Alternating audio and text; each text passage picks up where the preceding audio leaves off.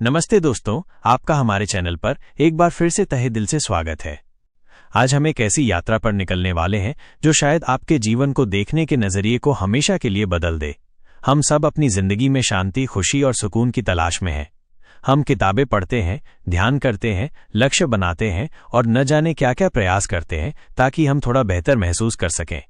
लेकिन क्या आपने कभी सोचा है कि जिस शांति को हम बाहर खोज रहे हैं वो शायद पहले से ही हमारे भीतर मौजूद है? क्या हो अगर मैं आपसे कहूं कि आपका दुख, आपका तनाव, आपकी चिंता, आपकी असुरक्षा, इन सब का स्रोत वो नहीं है जो आप सोचते हैं? क्या हो अगर आपकी नौकरी, आपके रिश्ते, आपके स्वास्थ्य या आपके बैंक में मौजूद पैसा आपके दुख का असली कारण है ही नहीं? आज हम एक ऐसी ही क्रांतिकारी और सरल विचार पर आधारित किताब की गहराइयों में उतरेंगे। इस किताब का नाम है don't believe everything you think, यानी आप जो कुछ भी सोचते हैं उस पर विश्वास न करें। इसके लेखक हैं जोसेफ गुयेन। ये किताब बहुत छोटी और सरल है, लेकिन इसका संदेश इतना गहरा है कि ये हमारे द्वारा बनाए गए मानसिक कारागार की दीवारों को तोड़ सकता है। ये वीडियो इस किताब का केवल एक सारांश नहीं होगा, ये उस विचार पर एक गहन चिंतन होगा, एक विस्तृत कार्यशाला होगी। हम लगभग 5000 शब्दों में इस एक सरल सत्य की हर परत को खोलेंगे। हम जानेंगे कि हमारे विचार क्या हैं, दुख वास्तव में कहां से आता है और कैसे कुछ न करने की कला हमें उस शांति तक वापस ले जा सकती है जो हमारा जन्मसिद्ध अधिकार है। तो यदि आप अपनी आंतरिक उथल पुथल से थक चुके हैं और एक शांत और स्पष्ट जीवन की ओर पहला कदम बढ़ाना चाहते हैं, तो मेरे साथ इस गहरे और परिवर्तनकारी सफर पर चलिए। अध्याय 1, वो अदृश्य कारागार जिसमें हम सब कैद हैं। कहानी की शुरुआत एक बहुत ही मौलिक प्रश्न से होती है, मनुष्य कष्ट क्यों भोगता है? हमारे पास पिछली पीढ़ियों की तुलना में अधिक सुख सुविधाएं हैं, अधिक ज्ञान है, अधिक अवसर हैं। फिर भी हम में से अधिकांश लोग एक निरंतर चिंता, तनाव और असंतोष की स्थिति में क्यों जीते हैं? लेखक हमें बताते हैं कि हम सब अनजाने में एक अदृश्य कारागार में जी रहे हैं। ये एक ऐसा कारागार है जिसकी दीवारें लोहे या पत्थर की नहीं बनी हैं। इस कारागार की सलाखें हमारे अपने विचारों से बनी हैं। और सबसे दुखद बात यह है कि हम ही इस कारागार के कैदी भी हैं और हम ही इसके पहरेदार भी हैं। हमें ये एहसास ही नहीं है कि इस कारागार का दरवाज़ा कभी बंद था ही नहीं और उसकी चाबी हमेशा से हमारे पास ही थी। हमारा जीवन कैसा महसूस होता है ये इस बात पर निर्भर नहीं करता कि हमारे साथ क्या हो रहा है, बल्कि इस बात पर निर्भर करता है कि हम जो हो रहा है उसके बारे में क्या सोच रहे हैं। यही वो मूल विचार है जिस पर यह पूरी किताब आधारित है। हम सब एक बहुत बड़ी गलतफहमी में जीते हैं। हमें लगता है कि हमारी भावनाएं बाहरी परिस्थितियों के कारण उत्पन्न होती हैं। अगर ट्रैफिक में फंस गए तो हमें गुस्सा आता है। अगर किसी ने हमारी आलोचना की तो हमें दुख होता है। अगर भविष्य अनिश्चित लगता है तो हमें चिंता होती है। हम अपनी भावनाओं का नियंत्रण बाहरी दुनिया को सौंप देते हैं। और जब हम दुखी या चिंतित महसूस करते हैं तो हम क्या करते हैं? हम दो चीजें करने की कोशिश करते हैं। या तो हम बाहरी दुनिया को बदलने की कोशिश करते हैं। हम सोचते हैं कि अगर मेरे पास ज्यादा पैसा होगा, बेहतर नौकरी होगी या एक बेहतर साथी होगा तो मैं खुश हो जाऊंगा। या फिर हम अपने भीतर की दुनिया को, यानी अपने विचारों और भावनाओं को नियंत्रित करने की कोशिश करते हैं। हम सकारात्मक सोचने की कोशिश करते हैं। हम अपने नकारात्मक विचारों से लड़ते हैं। हम उन्हें दबाने की कोशिश करते हैं या उनका विश्लेषण करते हैं। लेखक कहते हैं कि ये दोनों ही दृष्टिकोण मौलिक रूप से गलत हैं। वे समस्या की जड़ तक नहीं पहुंचते। वे केवल लक्षणों का इलाज करने की कोशिश करते हैं। असली समस्या बाहरी दुनिया नहीं है और असली समस्या हमारे नकारात्मक विचार भी नहीं है। असली समस्या ये है कि हम अपने विचारों पर आंख बंद करके विश्वास कर लेते हैं। हम ये मान लेते हैं कि हमारा हर विचार जो हमारे मन में आता है वो सच है और महत्वपूर्ण है। हम अपने विचारों के साथ अपनी पहचान जोड़ लेते हैं। हमें लगता है कि मैं वो व्यक्ति हूं जो ये सब सोच रहा है। यही वो अदृश्य कारागार है। ये मासूमियत में किया गया एक समझौता है, एक ऐसी गलती है जो हमें हमारी स्वाभाविक शांति और खुशी से दूर ले जाती है। इस किताब का उद्देश्य हमें इसी कारागार की पहचान कराना है ताकि हम इससे बाहर निकलने का रास्ता देख सकें। अध्याय 2, विचारों की असली प्रकृति। वे बादल हैं, आकाश नहीं।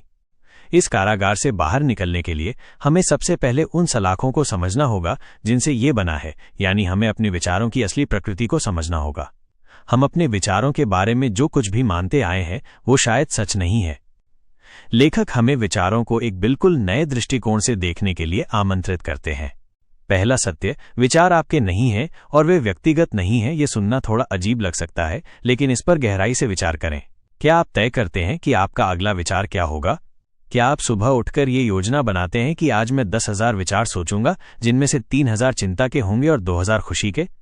विचार बस आते हैं, वे हमारे मन में अनायास ही प्रकट होते हैं, ठीक वैसे ही जैसे हमारे शरीर में पाचन की क्रिया या दिल का धड़कना अपने आप होता है। विचार एक सार्वभौमिक ऊर्जा की तरह हैं जो हमारे मस्तिष्क के माध्यम से प्रवाहित होते हैं। हमारा मस्तिष्क एक रेडियो रिसीवर की तरह है जो विचारों के प्रसारण को पकड़ता है। हम उन विचारों के निर्माता नहीं हैं, हम केवल उनके अनुभवकर्ता हैं, उनके साक्षी हैं। जब हम ये समझ लेते हैं कि विचार व्यक्तिगत नहीं है, तो हम उनसे अपनी पहचान जोड़ना बंद कर देते हैं। एक नकारात्मक विचार का आना ये साबित नहीं करता कि आप एक नकारात्मक व्यक्ति हैं, ठीक वैसे ही जैसे एक रेडियो पर एक दुखद गीत बजने का मतलब ये नहीं है कि रेडियो ही दुखी है। ये केवल एक संकेत है जो उस क्षण में प्रवाहित हो रहा है। दूसरा सत्य, विचार क्षणभंगुर और अस्थायी हैं। कोई भी विचार जो आज तक आपके मन में आया है, क्या वो हमेशा के लिए टिका है? विचार बादलों की तरह होते हैं, वे आते हैं, कुछ देर ठहरते हैं और फिर चले जाते हैं। कुछ विचार काले और डरावने बादलों की तरह होते हैं, कुछ सफेद और हल्के फुल्के बादलों की तरह। लेकिन कोई भी बादल हमेशा के लिए आकाश में नहीं रहता। समस्या तब होती है जब हम किसी एक काले बादल को पकड़कर बैठ जाते हैं। हम उसे देखते रहते हैं, उसका विश्लेषण करते हैं, उससे डरते हैं और हम ये भूल जाते हैं कि हम वो बादल नहीं हैं, हम तो वो पूरा आकाश हैं जिसमें ये बादल आया है और चला जाएगा। आकाश हमेशा शांत और अप्रभावित रहता है, चाहे उस पर कितने भी बादल क्यों ना आए और जाएं। जब आप किसी चिंताजनक विचार से जूझ रहे हों तो खुद को ये याद दिलाएं, ये भी गुजर जाएगा, ये विचार स्थायी नहीं है, ये केवल एक क्षणिक ऊर्जा है जो मेरे अनुभव में आई है। तीसरा सत्य, विचारों में अपने आप में कोई शक्ति नहीं होती। एक विचार अपने आप में क्या है? ये हमारे मस्तिष्क में एक न्यूरॉन से दूसरे न्यूरॉन तक जाने वाला एक छोटा सा विद्युत संकेत है। इसमें कोई अंतर्निहित शक्ति नहीं है। एक विचार आपको तब तक कोई नुकसान नहीं पहुंचा सकता जब तक आप उसे अपनी शक्ति नहीं देते। और हम उसे शक्ति कैसे देते हैं? उस पर विश्वास करके। इसे एक फिल्म के पर्दे के उदाहरण से समझें। आप एक सिनेमा हॉल में एक डरावनी फिल्म देख रहे हैं। पर्दे पर एक भूतिया आकृति दिखाई देती है और आप डर जाते हैं। आपकी हृदय गति बढ़ जाती है, आपके हाथ ठंडे हो जाते हैं। लेकिन क्या पर्दे पर मौजूद उस छवि में आपको वास्तव में नुकसान पहुंचाने की कोई शक्ति है? वो तो केवल प्रकाश और छाया का एक खेल है। आपको डर इसलिए लग रहा है क्योंकि आप उस क्षण में उस कहानी पर विश्वास कर रहे हैं, आप उस भ्रम को सच मान रहे हैं। हमारे विचार भी ठीक उसी पर्दे की तरह है। वे हमारे मन के पर्दे पर चलते रहते हैं। वे हमें डरावनी कहानियां सुनाते हैं, चिंताजनक भविष्य दिखाते हैं या अतीत के दुखद क्षणों को दोहराते हैं। जब तक हम ये याद रखते हैं कि ये केवल एक कहानी है, केवल एक विचार है, तब तक हम अप्रभावित रहते हैं। लेकिन जैसे ही हम उस कहानी को सच मान लेते हैं, जैसे ही हम उस पर विश्वास कर लेते हैं, हम पीड़ित होने लगते हैं। तो विचारों की असली प्रकृति ये है, वे अवैयक्तिक हैं, वे अस्थायी हैं और वे शक्तिहीन हैं। वे केवल सुझाव हैं, तथ्य नहीं। वे केवल मानसिक मौसम है, आप नहीं। इस एक समझ में ही स्वतंत्रता का बीज छिपा है। अध्याय 3, दुख का असली स्रोत घटना नहीं, विचार है। अब जब हम विचारों की प्रकृति को समझ चुके हैं तो हम दुख के असली स्रोत को उजागर कर सकते हैं। लेखक एक बहुत ही सरल सूत्र प्रस्तुत करते हैं जो हमारी पूरी भावनात्मक दुनिया की व्याख्या करता है। घटना जमा सोच बराबर भावना या दुख। इसका अर्थ है कि कोई भी बाहरी घटना अपने आप में अच्छी या बुरी, सुखद या दुखद नहीं होती है। घटनाएं बस तटस्थ होती हैं, वे बस होती हैं। हम उन घटनाओं का जो अर्थ निकालते हैं, हम उनके बारे में जो कहानी खुद को सुनाते हैं, वही हमारी भावनाओं को जन्म देती है। हमारा दुख घटना से नहीं बल्कि उस घटना के बारे में हमारी सोच से पैदा होता है। आइए इसे दो बहुत ही विस्तृत उदाहरणों से समझते हैं ताकि ये विचार आपके मन में गहराई तक उतर जाए। पहला उदाहरण, ट्रैफिक जाम की स्थिति। कल्पना कीजिए कि दो व्यक्ति, अजय और विजय, अपनी अपनी कारों में बैठकर अपने दफ्तर जा रहे हैं। दोनों को एक बहुत ही महत्वपूर्ण बैठक के लिए पहुंचना है। अचानक वे एक बड़े ट्रैफिक जाम में फंस जाते हैं। गाड़ियां इंच भर भी आगे नहीं बढ़ रही हैं। यहां घटना दोनों के लिए बिल्कुल एक जैसी है, ट्रैफिक जाम। अब देखते हैं कि उनकी सोच उनकी भावनाओं को कैसे प्रभावित करती है। अजय तुरंत परेशान होने लगता है। उसके मन में विचार आने लगते हैं, ये हमेशा मेरे साथ ही क्यों होता है? मेरा तो पूरा दिन ही खराब हो गया। अब मैं बैठक के लिए लेट हो जाऊंगा। मेरा बॉस मुझ पर बहुत गुस्सा करेगा। शायद मेरी नौकरी भी खतरे में पड़ जाए। मैं अपनी जिंदगी में कभी समय पर कुछ नहीं कर पाता। अजय इन विचारों पर विश्वास कर लेता है। वो इन्हें सच्चाई मान लेता है। परिणाम क्या होता है? उसका शरीर तनाव में आ जाता है, वो गुस्से से भर जाता है, वो हॉर्न बजाने लगता है, उसका रक्तचाप बढ़ जाता है। वो उस कार के अंदर बैठकर नरक का अनुभव कर रहा है। अब विजय को देखते हैं। वो भी उसी ट्रैफिक जाम में फंसा है। वो भी देखता है कि वो लेट हो जाएगा। उसके मन में भी शायद पहला विचार यही आता है, ओह मैं लेट हो जाऊंगा। लेकिन विजय अपने विचारों पर तुरंत विश्वास नहीं करता। वो उस विचार को देखता है और समझता है कि ये केवल एक विचार है। वो स्थिति की वास्तविकता को स्वीकार करता है।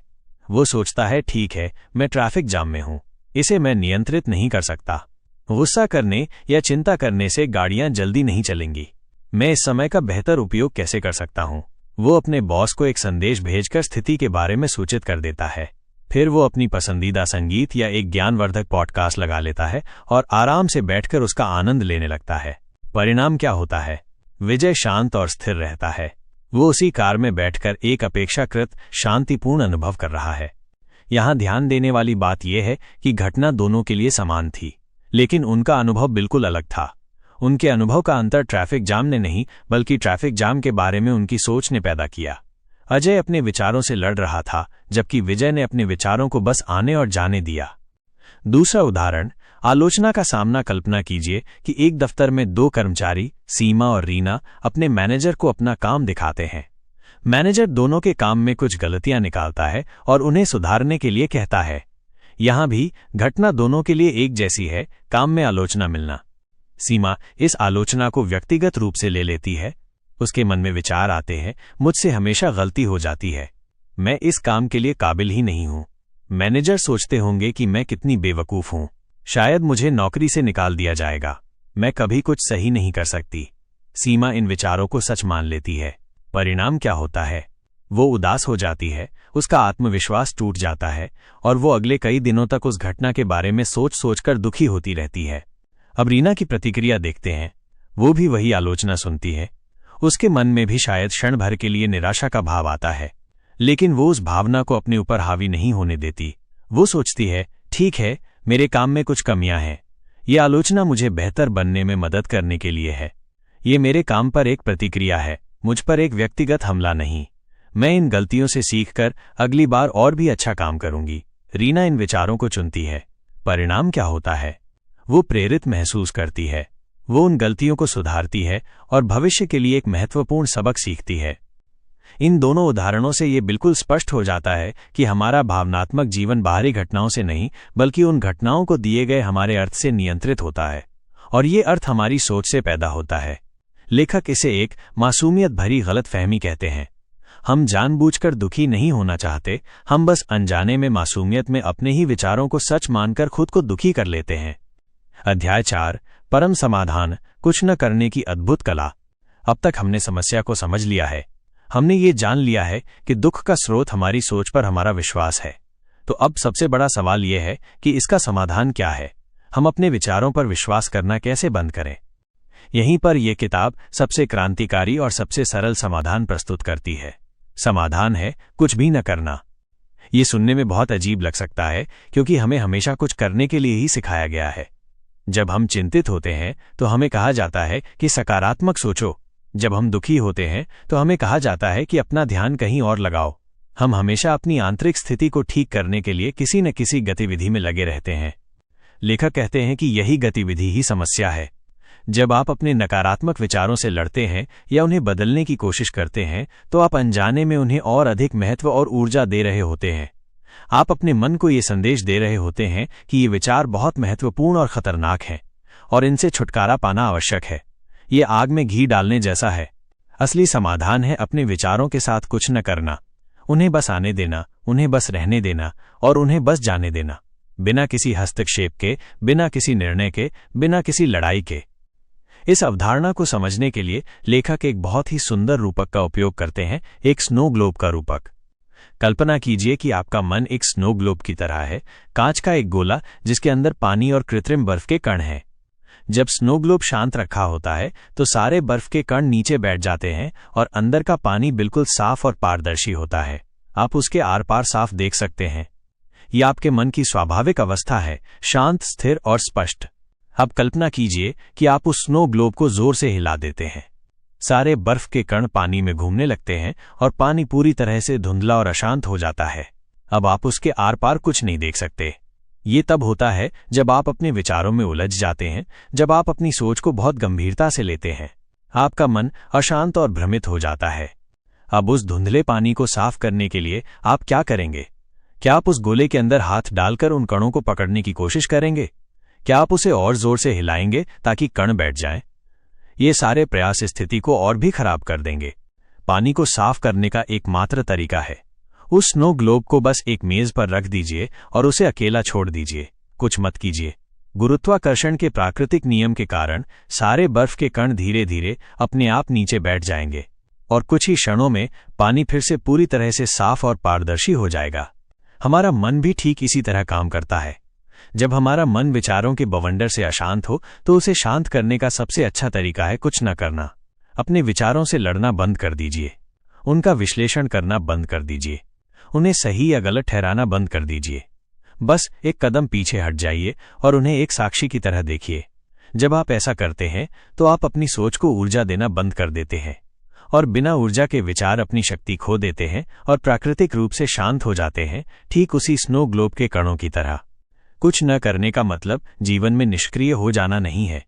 इसका मतलब ये नहीं है कि आप अपनी जिम्मेदारियों को छोड़ दें या समस्याओं का सामना न करें। इसका मतलब है कि आप अपनी आंतरिक दुनिया में अपने विचारों के स्तर पर कुछ न करें। आप बाहरी दुनिया में कर्म करते हैं, लेकिन आप एक शांत और स्पष्ट मन से कर्म करते हैं, न कि एक अशांत और प्रतिक्रियाशील मन से। ये एक ऐसी कला है जिसे अभ्यास से सीखा जा सकता है।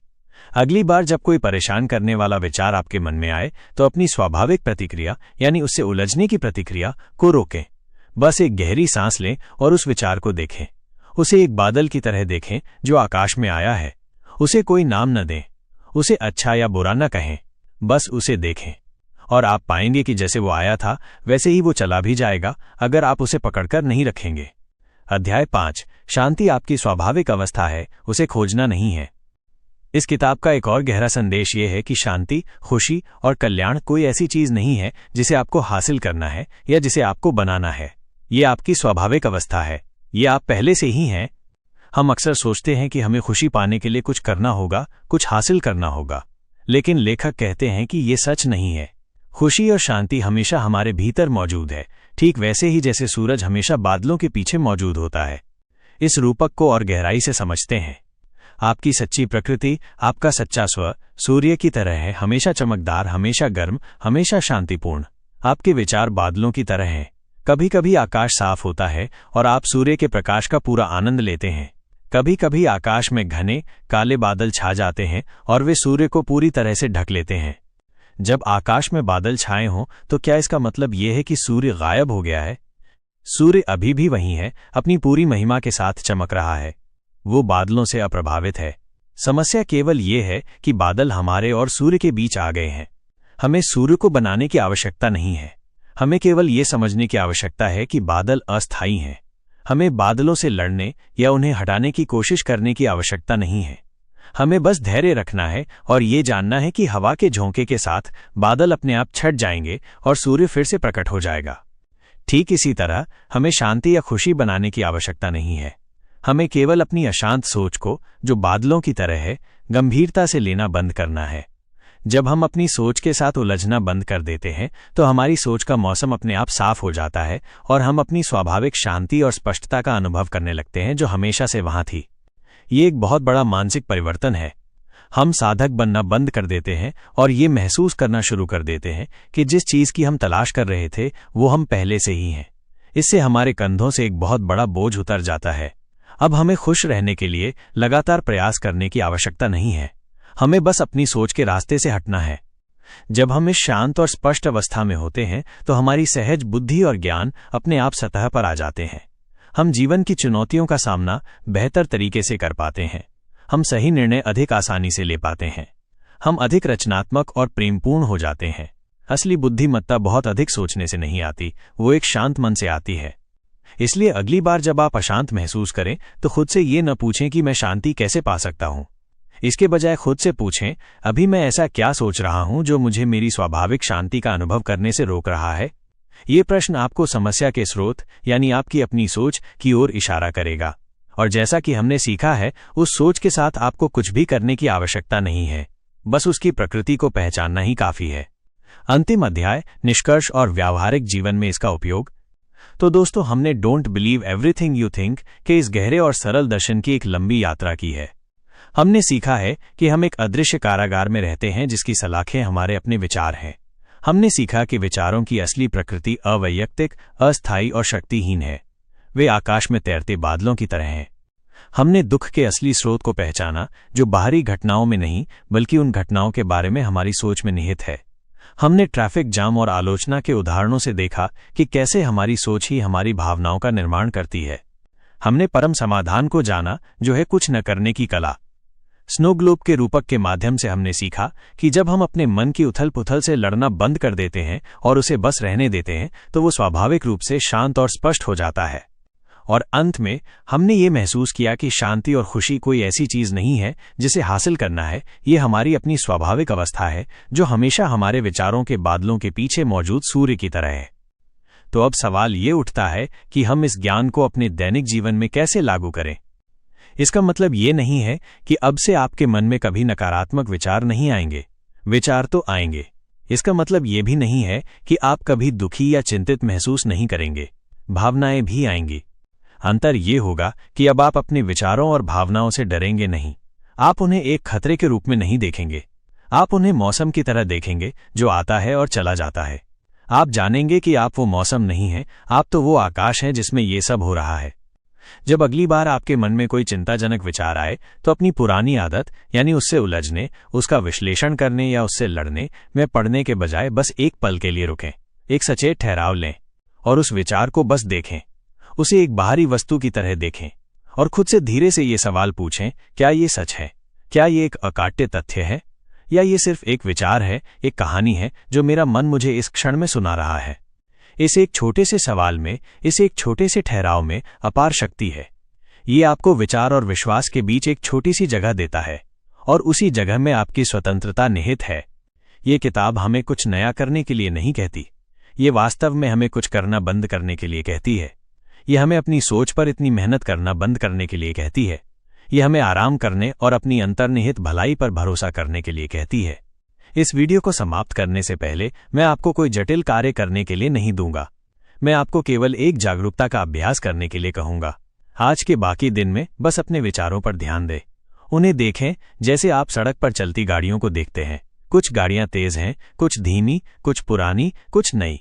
आप हर गाड़ी में बैठकर उसके साथ चले नहीं जाते। आप बस किनारे पर खड़े होकर उन्हें आते और जाते हुए देखते हैं। अपने विचारों के साथ भी यही करें। देखें कि वे कैसे आते हैं और कैसे चले जाते हैं। आप पाएंगे कि जितना कम आप उनसे उलझते हैं, उतनी ही तेजी से वे गुजर जाते हैं और उतना ही अधिक आप उस शांति का अनुभव करते हैं जो हमेशा से आपके भीतर मौजूद थी। इस यात्रा में मेरा साथ देने के लिए आपका हृदय से धन्यवाद। मुझे उम्मीद है कि इस चर्चा ने आपको अपनी आंतरिक दुनिया को एक नए दृष्टिकोण से देखने के लिए प्रेरित किया होगा। धन्यवाद।